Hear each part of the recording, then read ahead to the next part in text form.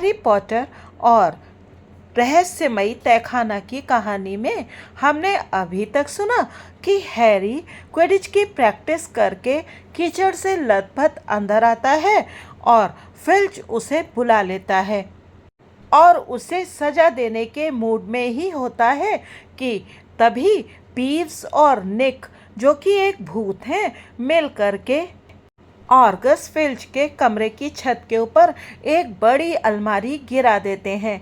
Harry filch का लिफाफा पढ़ लेता है और फिल्च उसे सजा से माफ कर देता है। लगभग सिर कटा निक हैरी को अपने मृत्यु दिवस की पार्टी में बुलाता है। अब आगे की कहानी सुनते हैं। जब हैलोवीन का दिन आया तो हैरी को मृत्यु दिवस की पार्टी में जाने के जल्दबाजी में किए गए अपने वायदे पर अफसोस हो रहा था। बाकी का स्कूल खुश होकर हैलोवीन के जश्न का इंतज़ार कर रहा था। बड़े हॉल को हर बार की तरह जिंदा चमगादड़ों से सजाया गया था। हैग्रिड के बड़े कद्दुओं को लालटेन के आकार में काटा गया था। ये कद्दू इतने बड़े थे कि 3 लोग उनमें एक साथ बैठ सकते थे। ऐसी अफवाहें भी उड़ रही थीं कि डंबलडोर ने मनोरंजन के लिए नाचने वाले कंकालों के दल को आमंत्रित किया था। वायदा आखिर वायदा होता है, हरमाइनी ने निर्णायक अंदाज में हैरी को याद दिलाया। तुमने वायदा किया है कि तुम मृत्यु दिवस की पार्टी में जाओगे, इसीलिए 7 बजे हैरी, रॉन और हरमाइनी खचाखच भरे बड़े हॉल तक जाने वाले दरवाजे के पास से होते हुए निकले। सुनहरी प्लेटें तथा मोमबत्तियों से चमकता हुआ बड़ा हॉल उन्हें ललचा रहा था, परंतु इसके बजाय उन्होंने तहखाने की तरफ अपने कदम बढ़ाए। लगभग सिरकटे निक की पार्टी तक ले जाने वाले गलियारे में भी मोमबत्तियों की कतारें थीं, परंतु इनका प्रभाव खुशी के बजाय दुख भरा था। यहाँ पर धीरे धीरे छोटी होती लंबी पतली बिल्कुल काली मोमबत्तियाँ थीं जो नीली रोशनी फेंक रही थी। इस मध्यम भुतहा रोशनी में उनके जीते जागते चेहरे भी भूतों जैसे लग रहे थे। उनके उठाए हर कदम के साथ तापमान कम होता जा रहा था। जब हैरी कांपा और उसने अपने दुशाले को कसकर अपने चारों तरफ लपेटा तो उसे ऐसी आवाज़ें सुनाई दी जैसे किसी बड़े ब्लैक बोर्ड को 1000 नाखूनों से छीला जा रहा हो। क्या यही इन लोगों का संगीत है? रॉन फुसफुसाया। वे एक मोड़ पर मुड़े और उन्होंने लगभग सिरकटे निक को उस दरवाजे पर खड़े देखा जिस पर काले मखमली पर्दे लगे थे। मेरे प्रिय दोस्तों, वो दुखी स्वर में बोला, स्वागत है, स्वागत है। बहुत खुशी हुई कि आपने आने का समय निकाला। उसने अपना पंखों वाला हैट उतारा और सिर झुकाकर अभिवादन करते हुए उन्हें अंदर आमंत्रित किया। उनके सामने एक अविश्वसनीय दृश्य था। तहखाना सैकड़ों पारदर्शी और मोती की तरह सफ़ेद भूतों से भरा था। इनमें से ज़्यादातर भीड़ भरे डांस फ्लोर पर 30 संगीतमयी कुल्हाड़ियों की भयानक कांपती धुनों पर नाच रहे थे। प्लेटफॉर्म के पीछे काले पर्दे लगे थे और वहां पर ऑर्केस्ट्रा संगीत बजा रहा था। सिर के ऊपर एक दीप वृक्ष में 1000 काली मोमबत्तियां लगी थीं और वो हल्के नीले रंग में चमक रहा था। उनकी सांस उनके सामने धुंध के रूप में उठी। उन्हें ऐसा लग रहा था जैसे वे किसी फ्रीजर में घुस गए हों। हम लोग चारों तरफ घूम लें, हैरी ने सुझाव दिया, क्योंकि वो अपने पैर गर्म रखना चाहता था। ध्यान रखना, किसी भूत के बीच में से मत निकल जाना, रॉन ने घबरा कर कहा। इसके बाद वे डांस फ्लोर के किनारे चलने लगे। रास्ते में उन्हें कई दृश्य दिखे। उदास सन्यासिनों का समूह, जंजीरें पहने हुए एक फटे हाल भूत, मेहनतकश हाउस का खुशनुमा भूत, मोटा सन्यासी जो एक ऐसे योद्धा से बातें कर रहा था जिसके सिर से एक तीर बाहर झांक रहा था। हैरी को यह देखकर आश्चर्य नहीं हुआ कि दुबले पतले घूरने वाले सफ़ेद खून के धब्बों में लथपथ नाग शक्ति के भूत खूनी नवाब को बाकी भूत थोड़ा महत्व ज़्यादा दे रहे थे। अरे नहीं, हरमाइनी अचानक रुकते हुए बोली, वापस मुड़ो, वापस मुड़ो, मैं मायूस मीना से बातें नहीं करना चाहती। जैसे ही वे तेजी से पलटे, हैरी ने पूछा, कौन? वो पहली मंजिल वाले लड़कियों के बाथरूम में रहती है। हरमाइनी बोली। वो बाथरूम में रहती है? हाँ, उसमें कोई नहीं जाता क्योंकि वो उसमें तूफान मचाती रहती है और पानी का सैलाब लाती रहती है। अगर मेरा बस चले तो मैं वहाँ कभी ना जाऊँ। जब वो चिल्ला रही हो तो बाथरूम जाने की कोशिश करना भयानक है। देखो, वहाँ भोजन रखा है, रॉन बोला। तय खाने की दूसरी तरफ एक लंबी टेबल थी। ये भी काले मखमल की चादर से ढकी थी। वे इसकी ओर उत्सुकता से बढ़े, परंतु अगले ही पल वे दहशत में अपनी अपनी जगह खड़े रह गए। बहुत भयानक बदबू आ रही थी। चांदी की सुंदर प्लेटों में बड़ी बड़ी सड़ी मछलियां सजी थीं। जले हुए और कोयले की तरह काले बहुत से केक थालियों में रखे थे। कीड़ों से तैयार व्यंजन भी रखा हुआ था। मखमली हरी फफूंद से ढका चीज खंबे की तरह खड़ा था और सबसे महत्वपूर्ण स्थान पर कब्र के पत्थर जैसे आकार का एक विशाल भूरा केक रखा था, जिस पर डामर जैसी आइसिंग में ये शब्द लिखे थे, सर निकोलस डे मिम्सी, पॉपिंगटन, मृत्यु 31 अक्टूबर 1492। हैरी ने आश्चर्य से देखा कि एक मोटा भूत टेबल के पास आया, नीचे झुका और उस पर से होता हुआ गुजर गया। उसने अपना चौड़ा मुंह खोला था ताकि वो एक बदबूदार मछली के आर पार होकर गुजरे। हैरी ने उससे पूछा, इसके पार जाते समय क्या आपको इसका स्वाद आता है? लगभग, भूत ने दुख भरे स्वर में कहा और दूर चला गया। मुझे लगता है कि उन्होंने इसकी तेज बदबू को और तेज करने के लिए इसे सड़ाया होगा। हरमाइनी ने समझदारी से बोलते हुए अपनी नाक पर हाथ रखा और कीड़ों के बदबूदार व्यंजन को देखने के लिए उसके करीब गई। चलो वापस चले, मेरा जी मचला रहा है, रॉन बोला। बहरहाल वे अभी मुड़ नहीं पाए थे कि तभी एक नाटा भूत अचानक टेबल के नीचे से तेजी से बाहर निकला और उनके सामने बीच हवा में आकर रुक गया। हेलो पीव्स, हैरी सावधानी से बोला। आसपास के बाकी भूतों के विपरीत पीव्स पीला और पारदर्शी नहीं दिख रहा था।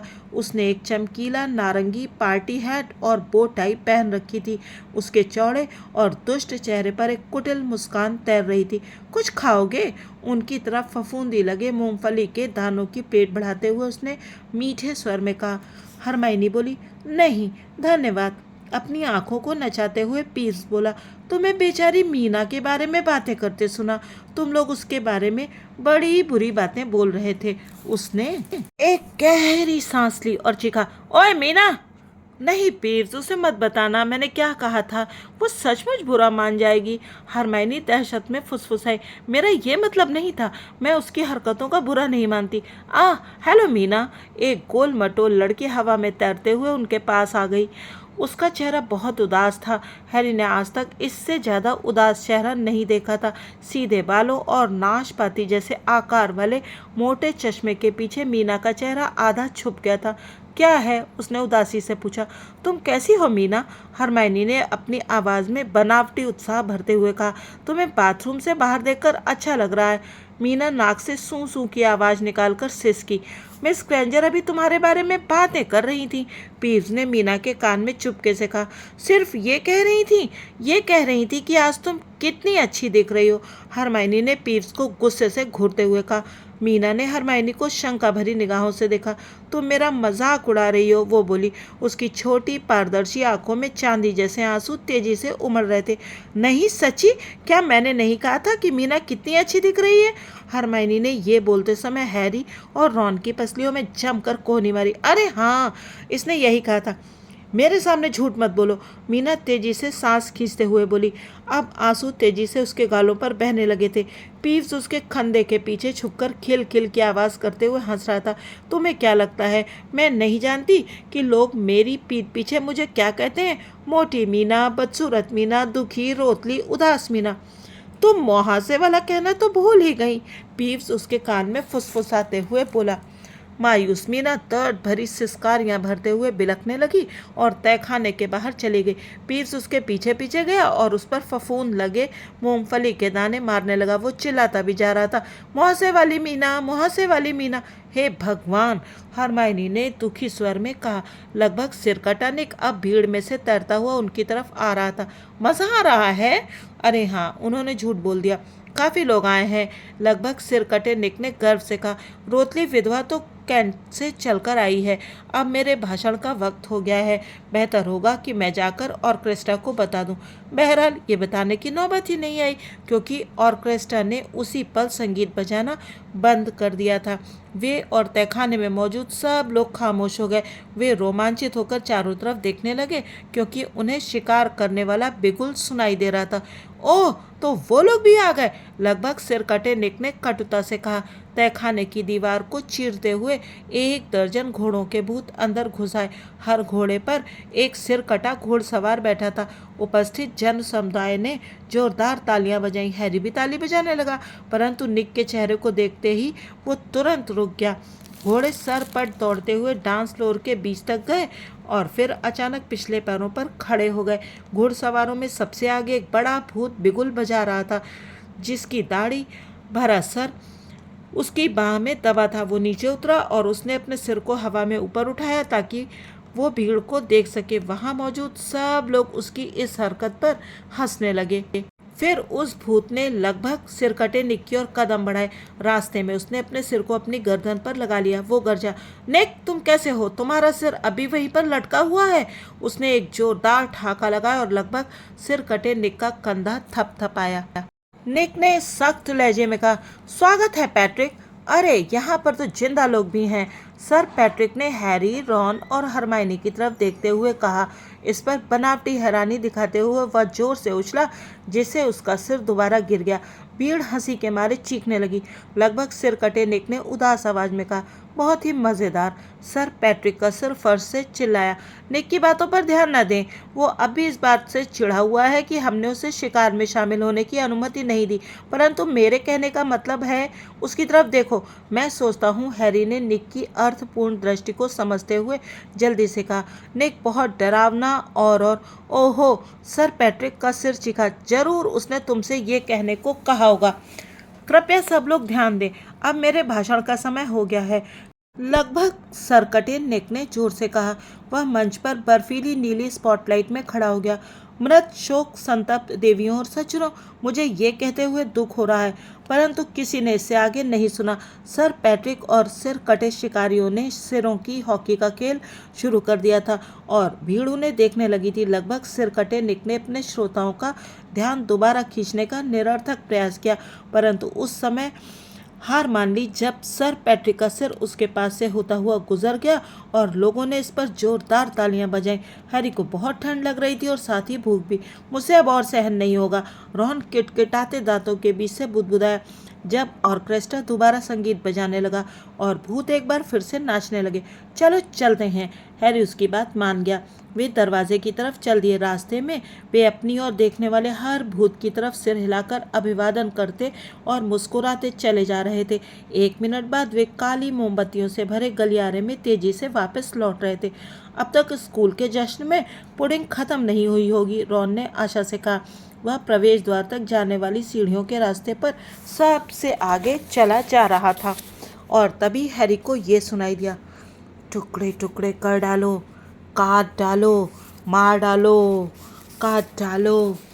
ये वही आवाज़ थी, वही ठंडी और खूंखार आवाज़ जो उसने लॉकहार्ट के ऑफिस में सुनी थी। वो अचानक लड़खड़ा कर रुक गया। उसने पत्थर की दीवार का सहारा लिया और कान लगाकर अपनी पूरी ताकत से सुना। वो धीमी रोशनी वाले गलियारे में ऊपर और नीचे चारों तरफ हड़बड़ी में देखता जा रहा था। हैरी, तुम क्या? वही आवाज़ फिर से सुनाई दे रही है। 1 मिनट चुप रहो, बहुत भूखा हूँ, बहुत लंबे समय से। सुनो, हैरी ने व्यग्रता से कहा और रॉन तथा हरमाइनी उसे देखते हुए अपनी जगह पर खड़े रह गए। मार डालो, मारने का समय। आवाज़ अब धीमी होती जा रही थी। हैरी को लगा कि वो दूर होती हुई ऊपर की तरफ जा रही थी। अंधेरी छत की तरफ देखते हुए वो पूरी तरह भयभीत और रोमांचित हो गया। कोई ऊपर की तरफ कैसे जा सकता है? क्या ये कोई भूत था जो पत्थर की दीवारों को चीरकर जा सकता था? इस तरफ वो चिल्लाया और सीढ़ियों पर चढ़कर प्रवेश द्वार की तरफ भागने लगा। वहां पहुंचने पर उसे कुछ सुनाई देने की कतई उम्मीद नहीं थी। बड़े हॉल में हैलोवीन का जश्न चल रहा था। जिसका शोर बाहर तक आ रहा था। हैरी पहली मंजिल तक जाने वाली संगमरमर की सीढ़ी की तरफ लपका। रॉन और हरमाइनी उसके पीछे धड़ाधड़ चढ़ रहे थे। हैरी, हम क्या? श्श्श! हैरी ने अपने कानों पर जोर डाला। उसे बहुत दूर से, ऊपर की मंजिल से और ज़्यादा धीमी होती हुई आवाज़ सुनाई दे रही थी। मुझे खून की गंध आ रही है, मुझे खून की गंध आ रही है। उसका दिल धक रह गया। वो किसी को मारने वाला है, वो चिल्लाया। रॉन और हरमाइनी के परेशान चेहरों को नज़रअंदाज करके एक बार में 3 सीढ़ियाँ फांदते हुए हैरी ऊपर की ओर लपका और अपने तेज कदमों की आवाज़ के ऊपर से सुनने की कोशिश करने लगा। हैरी लपकते हुए दूसरी मंजिल में चारों तरफ घूमा। रॉन और हरमाइनी उसके पीछे हाँफते हुए भाग रहे थे। वे तब तक नहीं रुके जब तक कि वे आखिरी वीरान गलियारे के मोड़ पर नहीं मुड़ गए। हैरी, ये सब क्या है? रॉन ने अपने चेहरे से पसीना पोंछते हुए कहा। मुझे कुछ सुनाई नहीं दिया, परंतु हरमाइनी ने गलियारे की तरफ इशारा करते हुए अचानक जोर से सांस खींची। देखो, सामने वाली दीवार पर कोई चीज़ चमक रही थी। वे अंधेरे में देखते हुए धीमे धीमे पास गए। जलती मशालों की रोशनी में उन्होंने देखा कि दोनों खिड़कियों के बीच की दीवार पर 1 फुट ऊंचे शब्दों में ये लिखा था, रहस्यमयी तहखाना खुल चुका है, वारिस के दुश्मनों खबरदार। वो क्या चीज़ है जो नीचे झूल रही है? रॉन ने कहा। उसकी आवाज़ कांप रही थी। जब वे पास पहुंचे तो हैरी फिसलते फिसलते बचा, क्योंकि फर्श पर बहुत पानी फैला था। रॉन और हरमाइनी ने उसे पकड़कर गिरने से बचाया। फिर वे धीमे धीमे संदेश की तरफ खिसके। उनकी आंखें मशाल के नीचे की अंधेरी छाया पर गड़ी थीं। उन तीनों को एक साथ ये एहसास हुआ कि वो क्या चीज़ थी, और वे छप से पानी उड़ाते हुए कूदकर पीछे आ गए। चौकीदार फिल्च की बिल्ली मिसेस नॉरिस मशाल टांगने के स्टैंड पर पूंछ से लटकी हुई थी। वो किसी लकड़ी के लठे की तरह बेजान दिख रही थी। उसकी बाहर निकलती हुई आंखें घूर रही थी। हम मदद करने की कोशिश करें? हैरी ने परेशान आवाज़ में कहा। मेरी बात मानो, रॉन बोला। यहाँ से चल दो, इससे पहले कि कोई हमें यहाँ देख ले। परंतु तब तक बहुत देर हो चुकी थी। एक गड़गड़ाहट हुई, जैसे दूर कहीं बादल गरज रहे हों। इससे उन्हें पता चला कि दावत खत्म हो चुकी है। जिस गलियारे में वे खड़े थे उसके दोनों तरफ से सैकड़ों पैरों के सीढ़ियाँ चढ़ने की आवाज़ें सुनाई दी। ऐसा लग रहा था जैसे भर पेट खा चुके विद्यार्थी जोर जोर से बातें करते हुए चले आ रहे थे। अगले ही पल विद्यार्थी दोनों तरफ से गलियारे में दाखिल हुए। सारी चर्चा, हलचल और आवाज़ें अचानक रुक गईं। अब आगे आ रहे लोगों ने बिल्ली को लटकते देखा और ये भी देखा कि हैरी, रॉन और हरमाइनी गलियारे के बीच में अकेले खड़े थे। विद्यार्थियों के समूह में खामोशी छा गई और वे इस खौफनाक दृश्य को देखने के लिए एक दूसरे को धक्का देने लगे। फिर खामोशी के बीच से किसी के चिल्लाने की आवाज़ सुनाई दी। वारिस के दुश्मनों खबरदार, अब तुम्हारी बारी है बच्चातों। ये ड्रैको मैल्फॉय था। वो भीड़ में सबसे आगे आ चुका था। उसकी ठंडी आंखें चमक रही थीं। उसका आम तौर पर सफ़ेद रहने वाला चेहरा इस वक्त लाल दिख रहा था और वो लटकती हुई बेजान बिल्ली की तरफ देखकर मुस्कुरा रहा था। तो आज हैरी पॉटर की कहानी को यहीं पर छोड़ देते हैं और अगले भाग में जानेंगे कि अब हैरी, रॉन और हरमाइनी का क्या होगा। फिल्च तो पहले ही हैरी से बहुत नाराज़ था।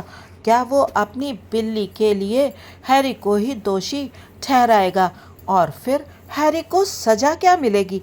क्या उसे स्कूल से निकाल दिया जाएगा? ये सब जानने के लिए अगला भाग जरूर सुने और बने रहे यूट्यूबर मौसी की कहानियों के साथ। कृपया चैनल को सब्सक्राइब कीजिए और इस वीडियो को लाइक कीजिए। आपका धन्यवाद।